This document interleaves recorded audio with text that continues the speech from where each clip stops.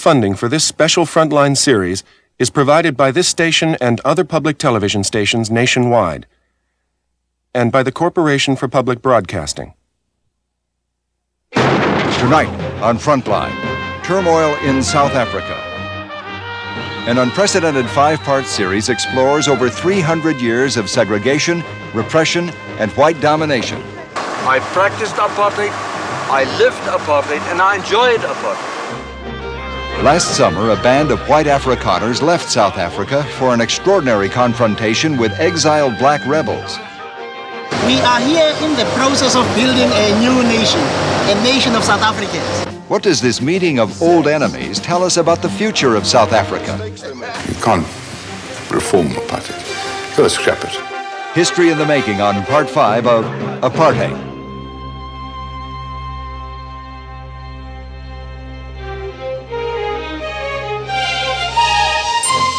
From the network of public television stations, a presentation of KCTS Seattle, WNET New York, WPBT Miami, WTVS Detroit, and WGBH Boston. This is a special Frontline series with Judy Woodruff. Good evening. Tonight we conclude our special five-part Frontline series on South Africa called Apartheid. The first four programs traced over 300 years of racial history in that troubled land, a history of white repression and black rebellion. But South Africa's history is not a simple one, not always just a story of blacks clashing with whites. Tonight we present a very different picture of apartheid, a story of South Africans, black and white, talking together about the future of their country.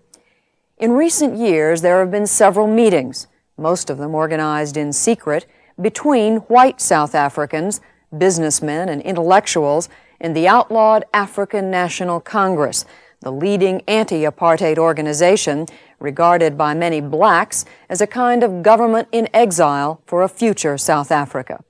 We were interested in those illegal meetings. What was discussed? Could they yield any clues about the future of South Africa? Last summer, we learned of secret plans for another meeting, the largest ever between dissident white Afrikaners and the ANC, set for July in the West African country of Senegal. Frontline producer Irv Drasnan, who had contacts with the exiled ANC at their headquarters in Zambia, traveled to Senegal to cover the conference. This is his report on what he saw and heard.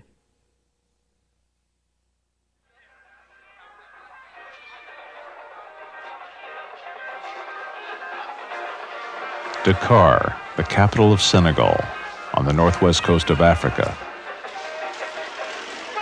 A marketplace of history, once known as the Paris of West Africa, Dakar may one day be remembered for its place in the struggle for South Africa. Traditional drumbeats celebrate the rights of statecraft, of high-level diplomacy. On this day, Dakar is awaiting the arrival of black and white South Africans.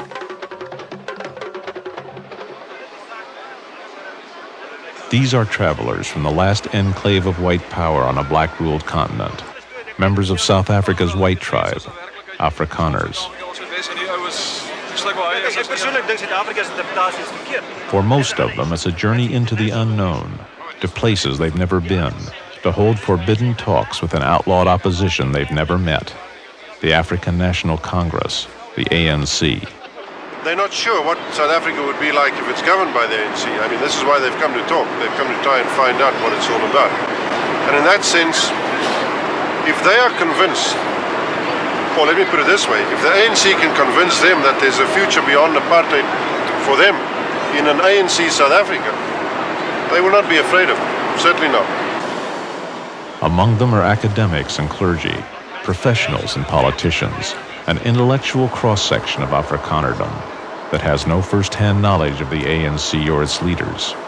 In South Africa, even possessing ANC writings is a crime. This is the official magazine of the ANC. It's very poor, really is. I mean, the two of them together will get you locked up for, what, 6 years? I would think so. This is all right. That's published in South Africa. What's published in South Africa and shown in films like this on government-controlled television is the ANC, remote and menacing, marching on white South Africa. Its leaders depicted not so much as political exiles as refugees from a police file. 3 of them, Paulo Jordan, Mac Maharaj, and Thabo Mbeki, all members of the ANC's top leadership, would be in Dakar. It's despite this government profile of the ANC that the Afrikaner delegation headed for Dakar. They arrived in the belief that without the ANC, there can be no end to South Africa's racial strife. But landing near midnight, these travelers didn't know what to expect, what they'd see or hear. They couldn't have expected Thabo Mbeki's first words. My name is Thabo Mbeki. I'm an Afrikaner. Known to each other only by reputation, as bitter adversaries, these South Africans could for the first time at least introduce themselves. Grew up in Cape Town, educated, South Africa, United States and Great Britain. Now full-time worker for the African National Congress. I'm a young Afrikaner. I'm proud to be a young Afrikaner. I'm a postgraduate student at Stellenbosch Engineering. 1960, the African National Congress was banned. 1961, I left the country. Left South Africa in 1976 as a student at the University of Zululand as a result of the participation and involvement in the Soweto uprisings of 76. I'm a South African businessman. I'm the chief executive of a group called the Wiltru Group of Companies. And if I have to describe myself, I'd like to refer to various publications like Africa Confidential, Sunday Times, and the biographies of the CIA. I'm one of those growing band of young Afrikaners who I'm told have been co-opted by the ANC, the Communists, the Total Onslaught, and one other group I haven't heard of. In 1963, I left South Africa to study in East Germany. I studied history. I'm now in the process of making history. Even outlawed, the ANC, by all accounts, represents the strongest, most popular black movement in South Africa. On our shoulders rests the task of removing the racist Pretoria regime, dismantling the apartheid system, and transforming South Africa into a united, democratic, and non-racial country. First Thabo Mbeki, then the Afrikaner leader, Frederick van Zyl Slabbert, set the agenda. Some of you have traveled far and suffered much pursuing freedom for your country. Some of you have ended up adopting strategies and supporting ideologies which some of us have difficulty in supporting or understanding, but which we want to find out more about. Despite that, and despite whatever differences there may be, we have come to talk to you because we realize your critical role in finding a resolution to our tragedy. In South Africa, tragedy is often a study in contrasts of 2 worlds, white South Africa and black, separated by custom, by law, by force, and by history. The tragedy is apartheid, a separation of the races, the domination of a white minority over a black majority, which made an institution of racism. The signs may be mostly gone, the regulations may change, but the fact remains, apartheid still dominates the way people live and think. There are no black voices heard here in the white-controlled parliament, where the Afrikaners Nationalist Party has ruled since 1948. There's no room for negotiation in the appeal of President P.W. Botha, because in the minds of most Afrikaners, there's only one answer to the question he asks of an all-white constituency. Do you want to be in the company of the African National Congress?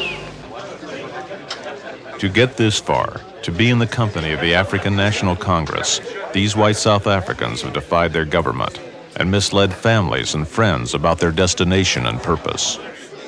To get this far, members of the ANC have traveled from Lusaka in London, from Stockholm in America, from more than a quarter century of exile.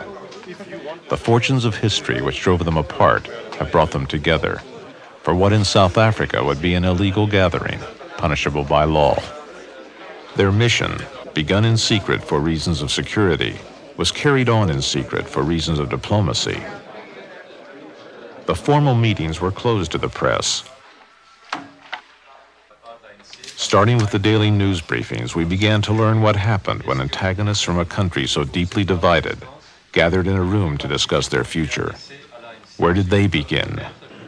The question that demanded almost all our attention was, how can we ensure a new South Africa free from apartheid, but one which is free from being torn apart by polarizing forces? And as a consequence of this discussion, obviously a number of questions were posed.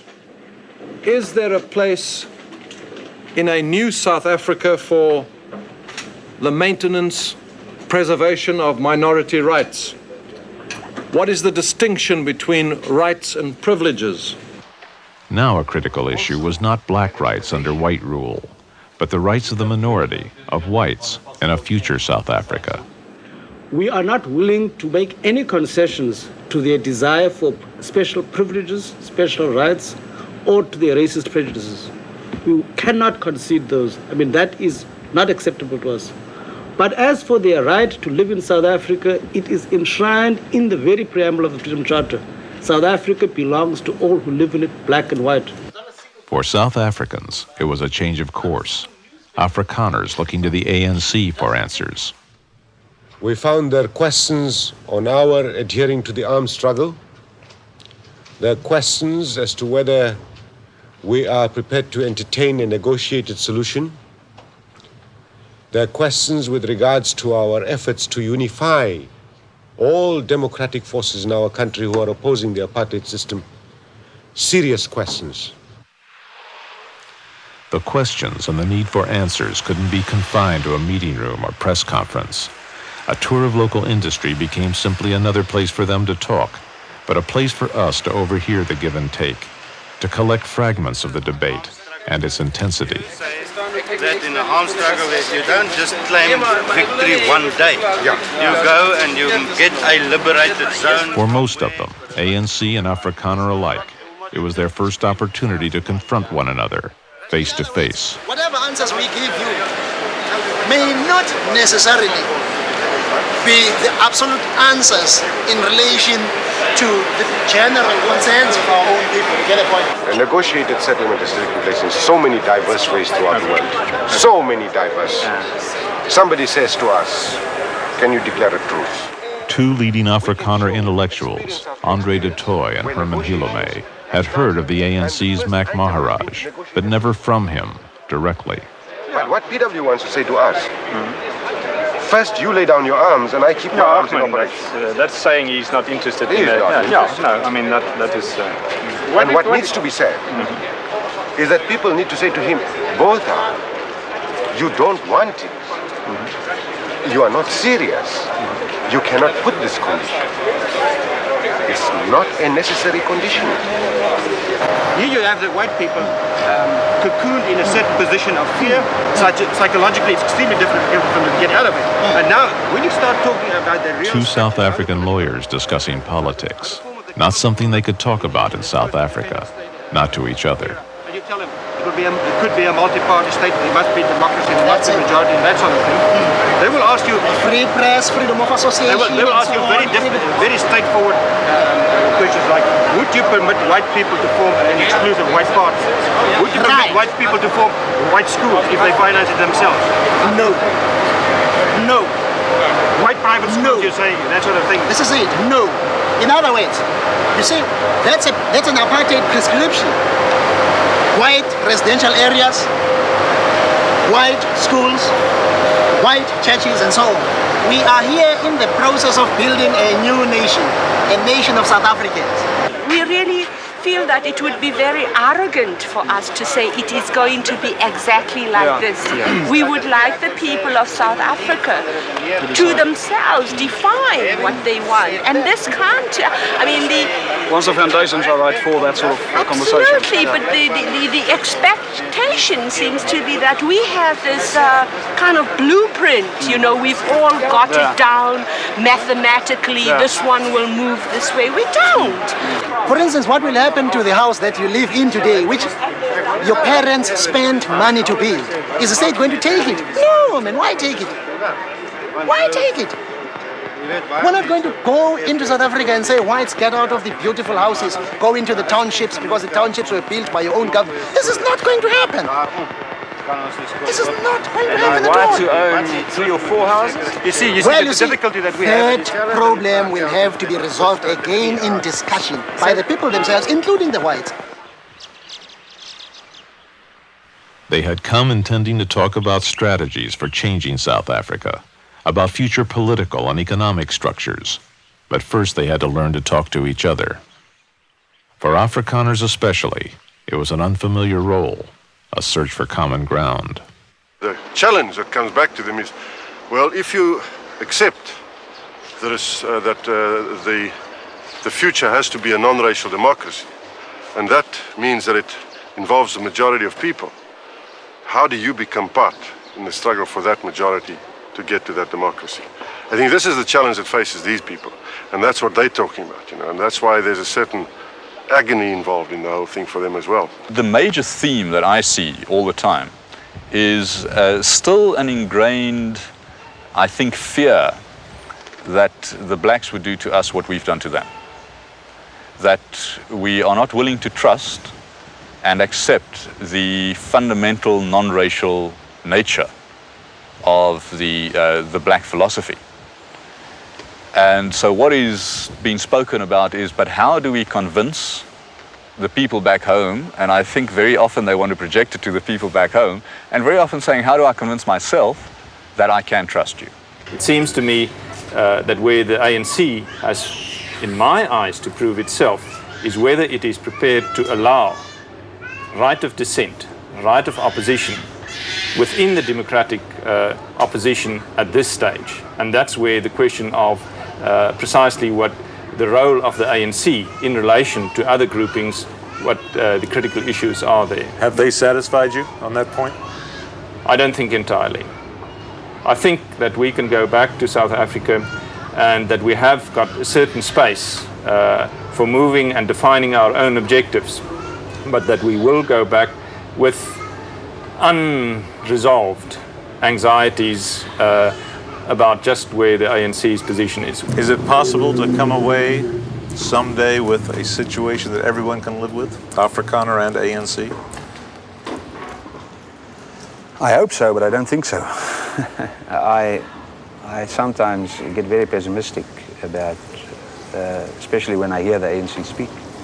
And I know the type of built-in resolution to maintain political power in the ranks of the Afrikaners. The ranks of the Afrikaner are formidable. No army in Africa can challenge the military power of P.W. Botha. Behind the strident voice of Afrikaner nationalism lies the power of the state and the government's willingness to use it. The South African Armed Forces are celebrating their 75th anniversary.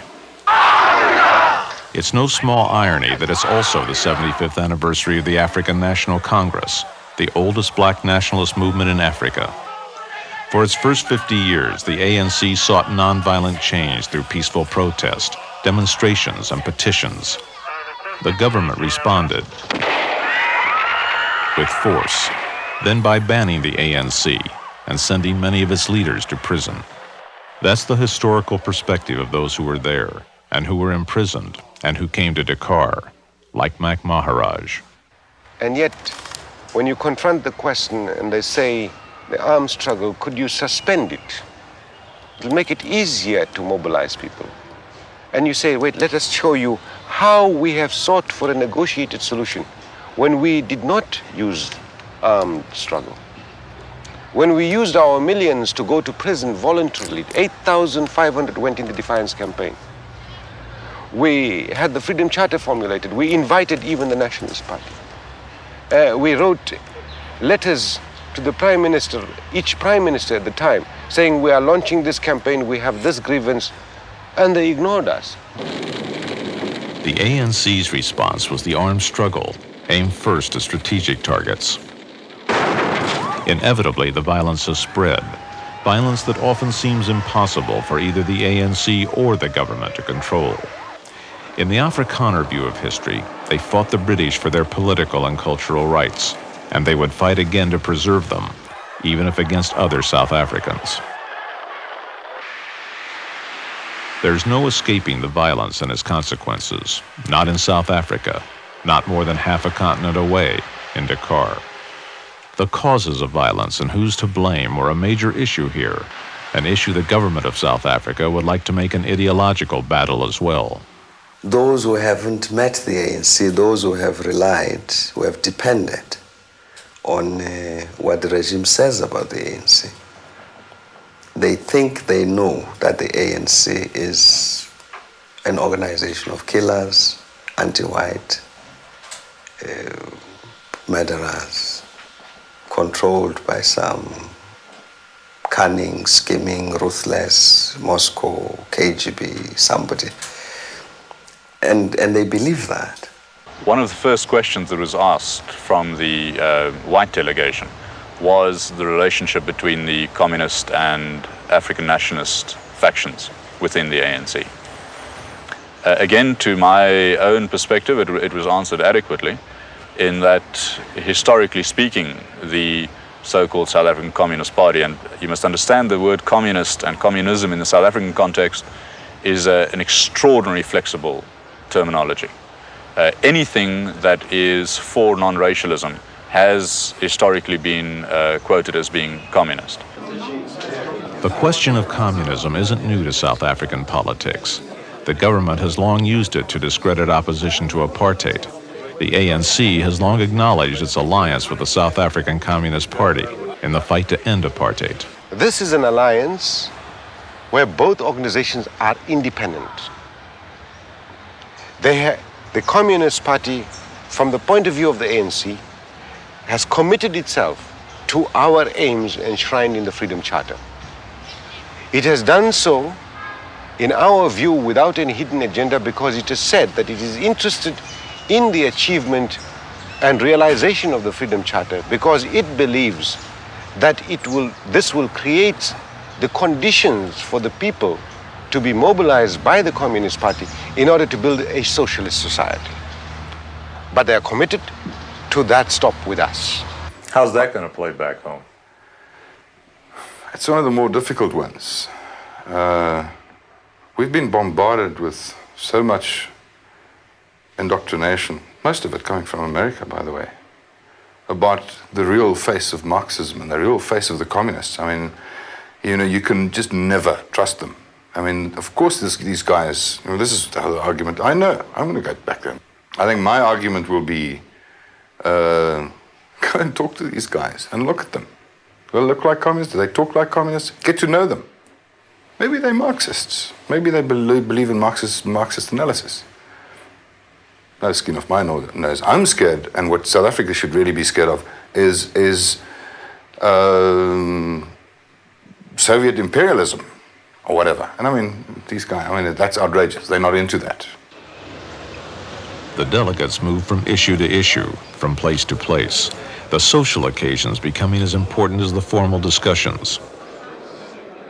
Even here, each was being tested against the images and expectations of the other, as enemy or potential ally. But even a diplomatic reception couldn't hide a fundamental disagreement over the strategy of violence in bringing about change in South Africa. One of the major questions focused on the armed struggle, the violence which is endemic in South Africa, the violence by the state and the counter-violence. And it would be, I think, just dishonest to argue that, or to say that this was not an issue that occupied the minds very deeply and seriously of all the participants, and there were certain very clear divisions on this particular point of view. There was no simple solution, but in the course of their debates, something unexpected happened. While rejecting violence as a means for change, Afrikaners accepted the reasons for an armed struggle and why it would continue. And in our debates, we have, I think, also accepted and put it so to the ANC that we cannot but accept as a historical reality the ANC's commitment to the armed struggle. It is impossible to ask the ANC at this stage to renounce the armed struggle. Which to me is a remarkable thing. I think it's the most remarkable thing of the entire conference, is that people from these two backgrounds could find that common ground, where this group from inside South Africa could, without trying to be radical or out-radicalize anyone else or whatever, be radical chic or any of that nonsense, sincerely accept that there was a reason why the ANC started their armed struggle.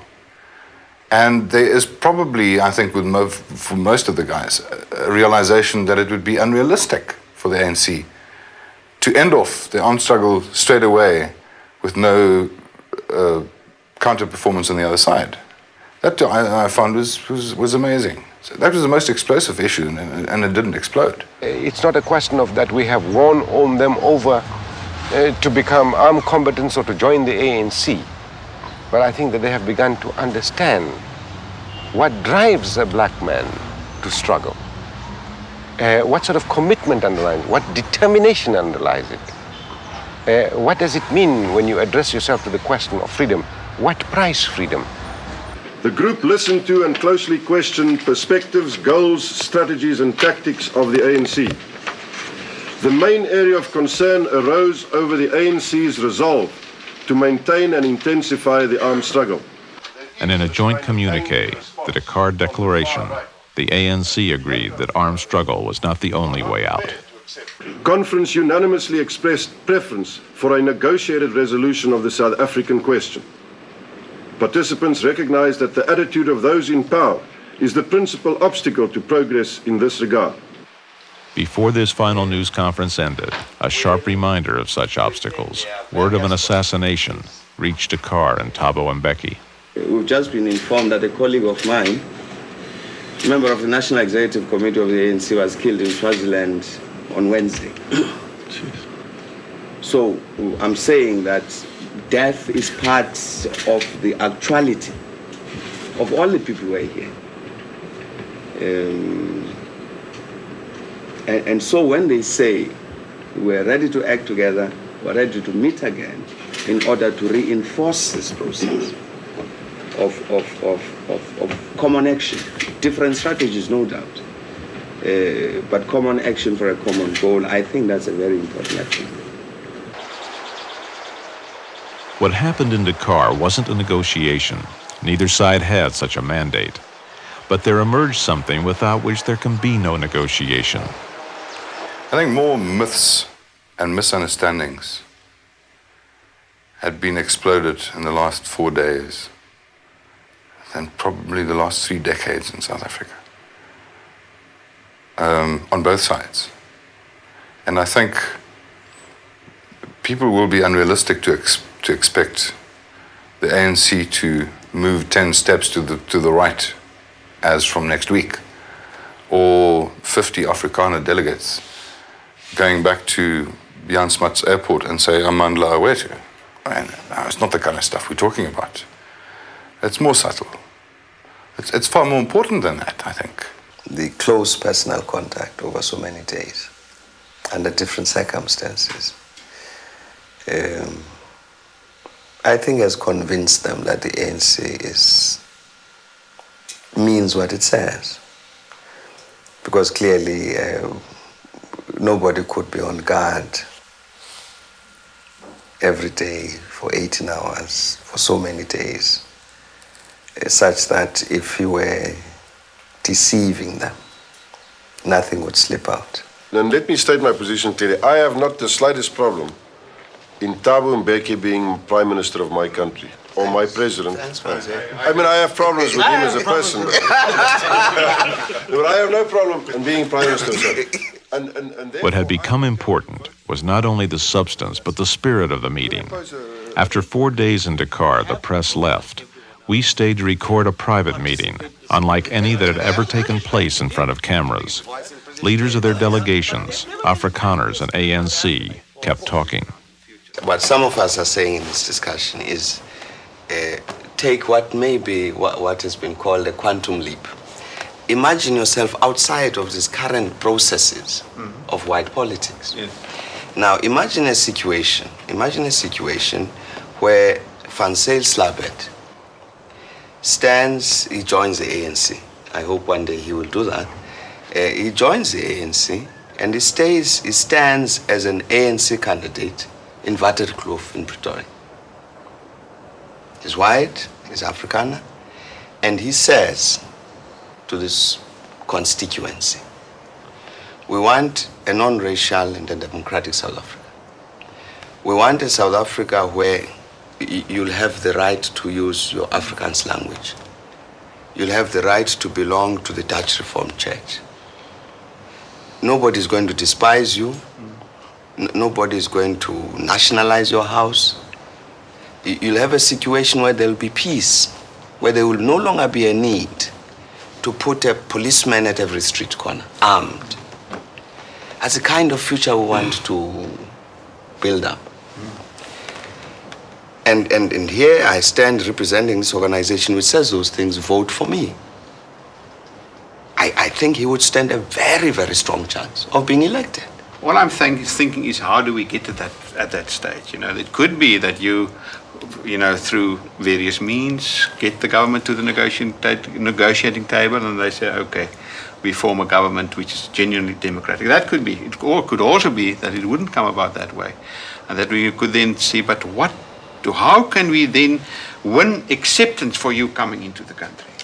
In confronting South Africa's future, they discovered again the need to confront their past. Just take the question of history teaching in syllabus. Wouldn't it be better, wouldn't it be easier for whites if whites could feel, okay, we've got these whites still in control of state schools, or you could be semi-private schools, and that they rather sort of preside over the transition where we change the history so that whites don't get quite a quick shock. They say, oh, hell, I never knew such a history existed. Maybe the best thing for our country, maybe the best thing is that the quantum leap that Thabo is speaking about needs to have our people catapulted into it.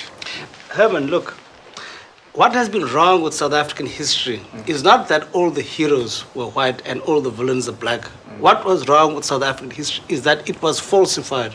I mean, the very notion that South African history commences with the landing of Jan van Riebeeck, I mean, that is a falsification. You see, now if you start from that premise, you are bound to end up with that sort of lie, you see, which is in the history books. I'll never forget the first time I went to the Kango Caves. They switched off the lights and they put on nice glowing lights and soft music there in Oudtshoorn. Yeah. And there was a voice that boomed through this huge cavern saying, the history of South Africa started with the arrival of the white man in 1600. It's the most ridiculous thing I've ever seen in my life, or heard in my life. But you see, that is what the average young Afrikaner is conditioned to. That you are not part of his history. You see, for instance, Herman says, I mean, what are we going to do now? History at the moment has got white heroes. The future history will have black heroes. That's not. You see, again, it's taking, as I'm saying, this frozen racist past. Yeah. There are white heroes. There are very many white heroes. Afrikaner are white heroes. And there are black villains. And there are tremendous black villains. I know Reverend some of them. McLean, and they must appear as villains. And that's the context in which this future has got to operate. Does the real resistance to change not lie in the civil service? You know, that's where the army, the bureaucrats, who actually depend on the continuation of that state for their subsistence, for their livelihood, for their privilege. And in South Africa, it's a fact that there are about 600,000 whites who are totally dependent on the continuation of the state structure for their survival. And that's where the real resistance lies. How do we cope with that? That to me is the crunch of transition in South Africa. We've just bureaucratized ourselves into a position of impasse. This point is very central to how we move from here to there. Yeah. We've got to battle very, very hard to move as much of white South Africa as possible to understand that the security, we're talking about Afrikaners, the security of the Afrikaner people lies in a democratic South Africa. The thing that was produced, apartheid, to ensure the security of the Afrikaner people is the thing that's produced this crisis. That's undemocratic. You see, we've got to get this message across. It's not easy. We can't pretend it's easy. It's very difficult. We've got an opposing force which is going to resist this. But it's a very important process of how we get from here to there. To get white South Africa to understand that they've got a place in this future, and that even in terms of self-interest, let's have democracy. The one thing that should not happen is to consolidate those people, to strengthen them, to assist in the extension of patronage and the extension of co-option. And this is a new area for us. In fact, I think it's an area which somehow is different to the kind of struggles in Russia in 1917 or in China or in France. There are elements that we can take there and learn from. But we have a problem here that... I mean, we can learn something from the Russian Revolution. We can certainly learn something from the Russian Revolution. How to avoid the mistakes they made. The conference had ended, but not the journey. In the 40-year history of apartheid, Afrikaners had never taken such a journey. It wasn't merely a matter of geography, but of identity. They'd broken ranks with Afrikaner rule to find out for themselves about the ANC. They'd broken out of their isolation, traveling from the heart of Afrikanerdom to the heart of Africa to see it for themselves. The journey had begun years earlier for some, like Beyers Nordea, whose father was a founder of the Broederbond, the secret and powerful brotherhood of Afrikaners, who himself became head of the Dutch Reformed Church, the ideological backbone of Afrikaner rule. I was a typical Afrikaner. I subscribed to the policy of the Nationalist Party. I preached apartheid. I practiced apartheid. I lived apartheid, and I enjoyed apartheid. It was only after that a fundamental change came into my life. My brother, to this day, is a constituency chairman for the National Party. So is my mother, father are still very much members of the National Party. Oh, they are?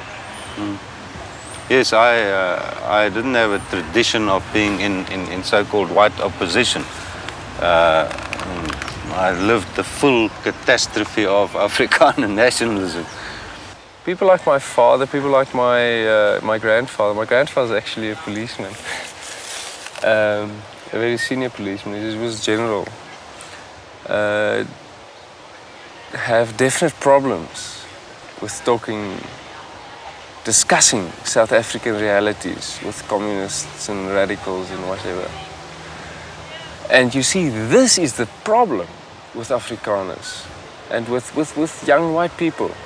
You have to make a choice between what you know and the security you have and the appreciation you have within your own community.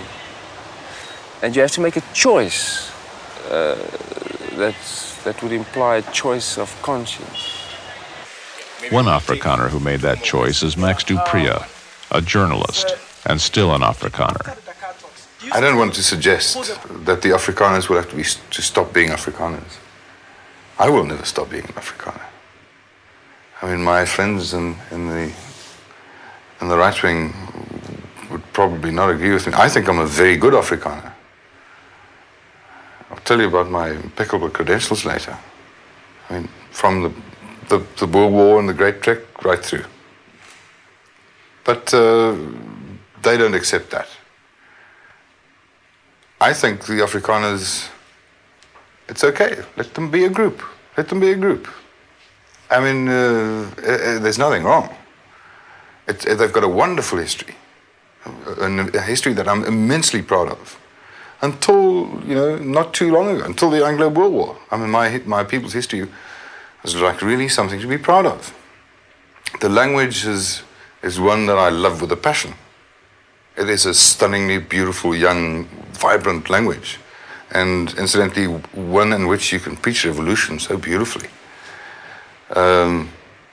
So no, we don't want Afrikanerdom to deny their being Afrikaans. But to get from here to where we got to be, a hell of a lot of people will have to do what we've done, is to shake it off, not being Afrikaans, but the ideological part of it. After Senegal, one of Africa's few multi-party democracies, the South Africans were introduced to another ideology, the revolutionary military dictatorship of Burkina Faso. Here in Ouagadougou, 3,000 miles from home in a country most of them had never heard of, they discovered that apartheid and PW Botha are issues on the lips of school children.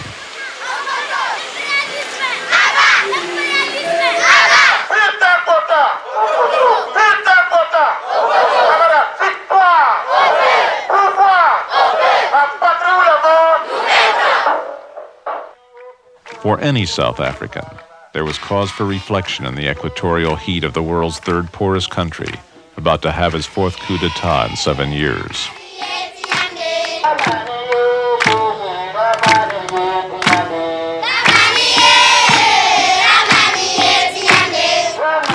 Certainly for Afrikaners like Bram Viljoen, whose identical twin brother was once chief of the South African Defense Force, there was a growing awareness of how their presence here would be seen at home.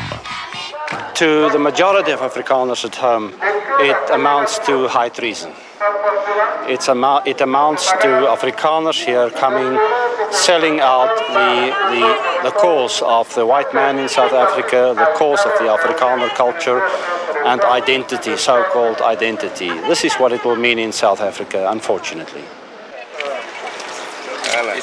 In South Africa, most Afrikaners see no future in one of their own, Beyers Nordea, who might have stood as Prime Minister in Pretoria, standing instead with Thabo Mbeki in Ouagadougou, laying the cornerstone of a monument against apartheid.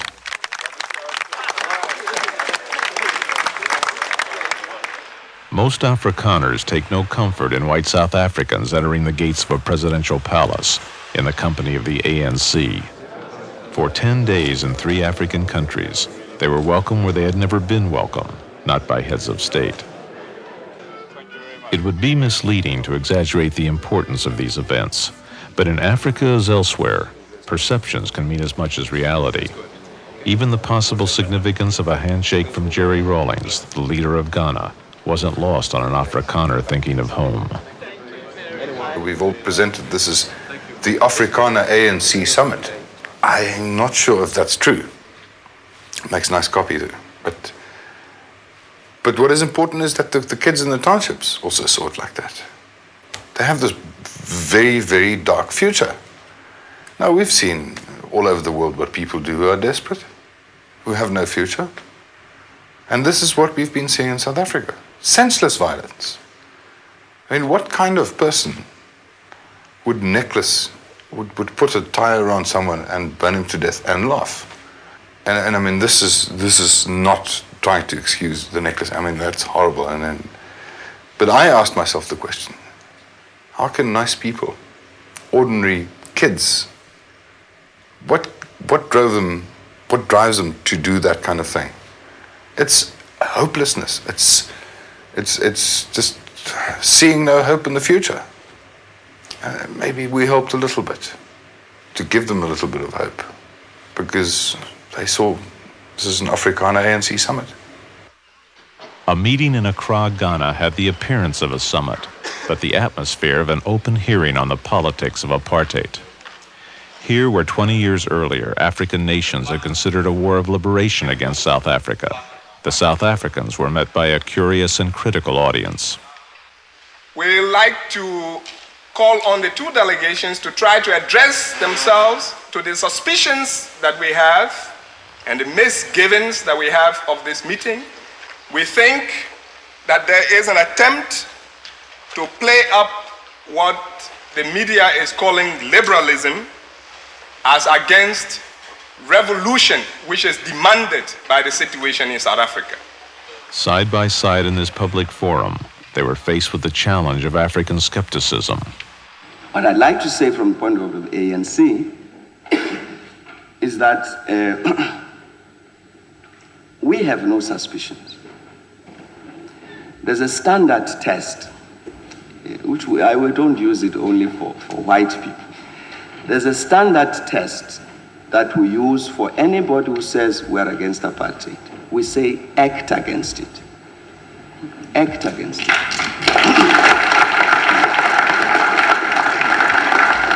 I mean, this is a common suspicion, that whites want to protect their skins now that the things are changing and they come and talk to the ANC. I can assure you the whites who are trying to maintain a state of emergency are busy full-time protecting their skins at the expense of the majority of people in that country. If I really wanted to protect my skin as a white and maintain my privileges and so on, then I would obviously join the South African Defence Force and support Botha, because that's what he believes he wants to do.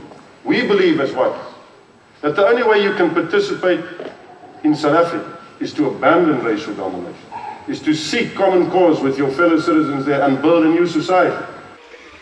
Whatever their differences about a new society, Afrikaner and ANC agreed that a real summit, real negotiations, remain a long way off. The real negotiations are going to be about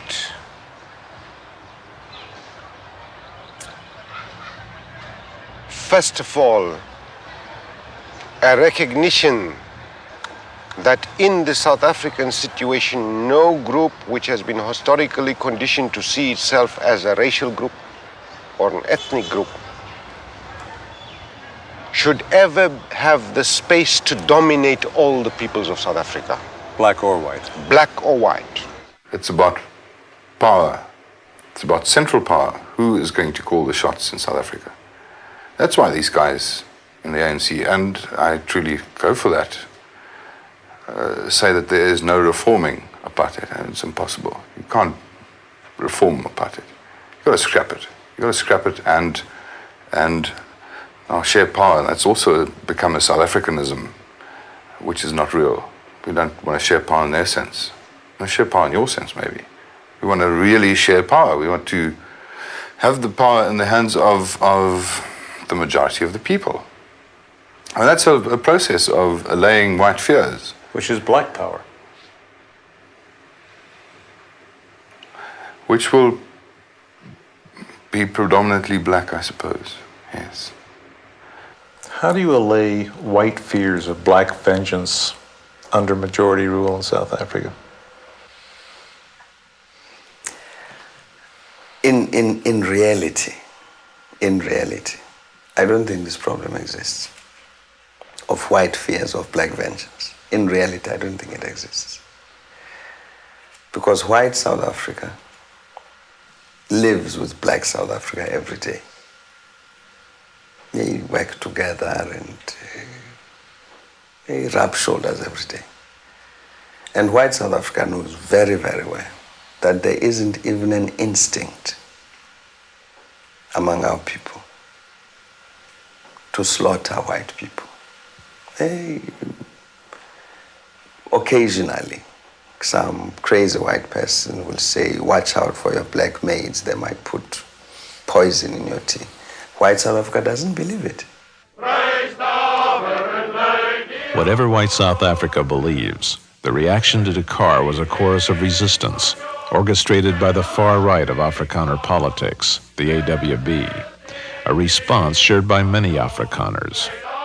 You don't speak or discuss the future of your country with a communist-inspired bunch of terrorists, man. You fight them. The government is a people, my friend. The future government of this country is Afrikaner people, the Boer people.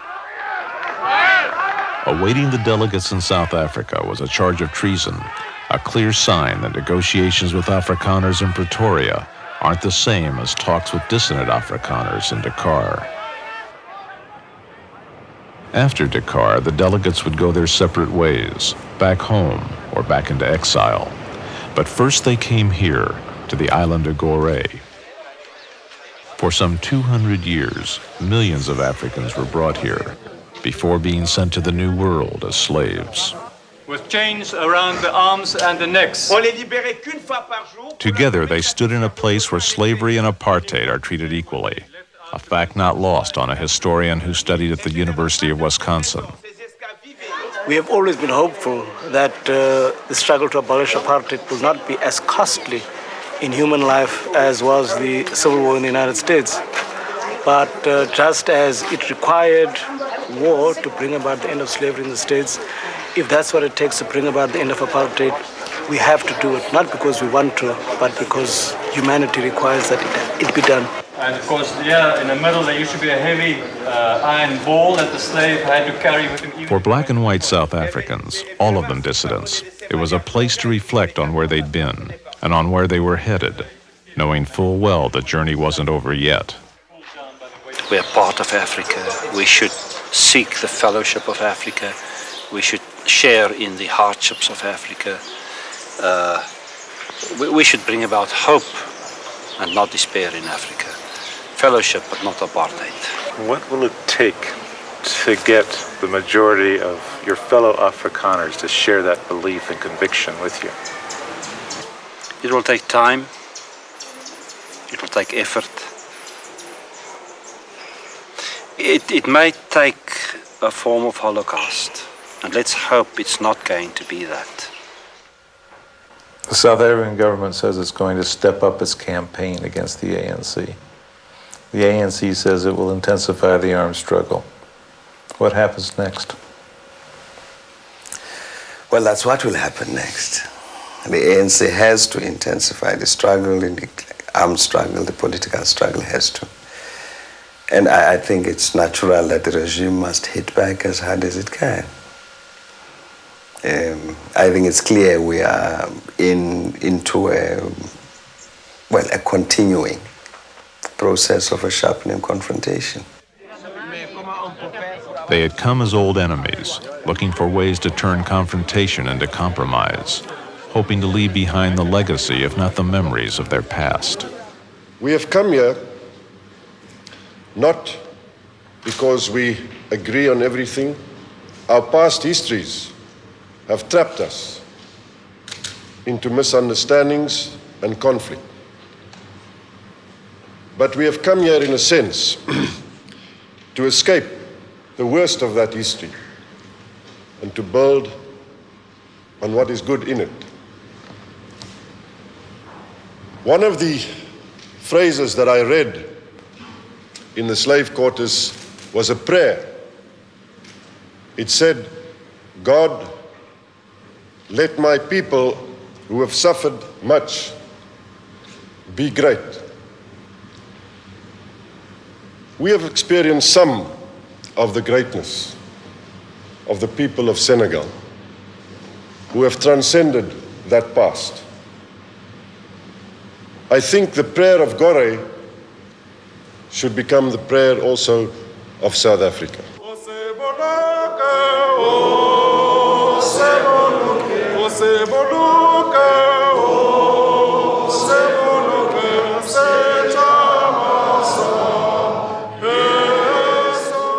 It would be tempting to end this story here with God Bless Africa, the South African hymn the ANC has made its anthem.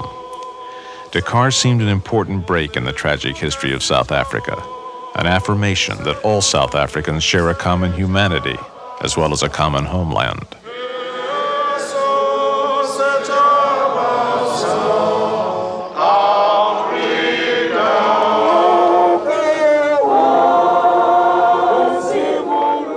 But the story doesn't end so easily, not inside South Africa. In a black township less than a month after Dakar, the leaders of the Afrikaner delegation joined this procession of mourners. They came here to help bury a black co-worker killed in the fight against apartheid. There's no telling how far in this journey they've come or have yet to go. Only that for black and white South Africans, the message is the same. The struggle was his life. And the struggle was his death. We have got to follow him. Kufuneka simlandele ke weRick. The struggle continues. Phambili nomzabalazo.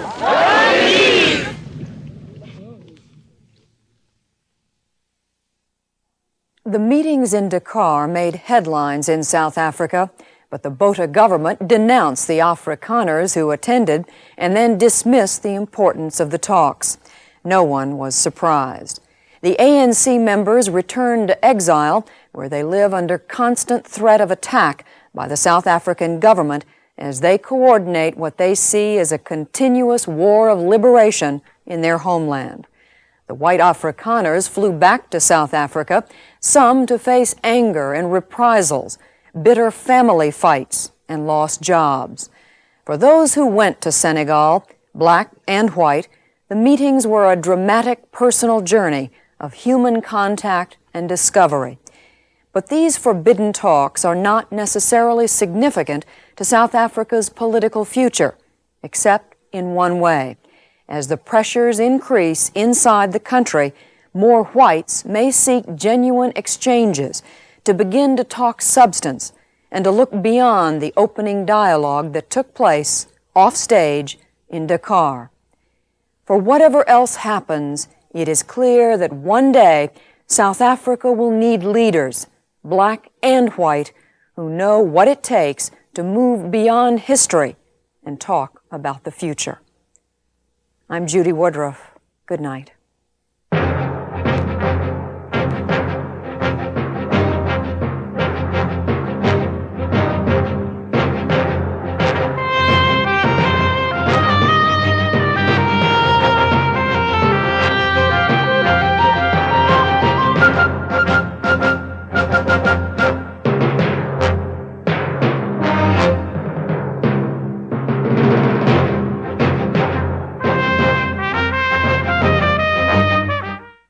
For a transcript of this program, please write to Frontline, Box 322, Boston, Massachusetts, 02134. Frontline is produced for the Documentary Consortium by WGBH Boston, which is solely responsible for its content. Funding for this special Frontline series was provided by this station and other public television stations nationwide, and by the Corporation for Public Broadcasting. Schools, colleges, and other organizations interested in purchasing or renting video cassettes of this program may call 800-424-7963 or write PBS Video, Post Office Box 8092, Washington, D.C. 20024.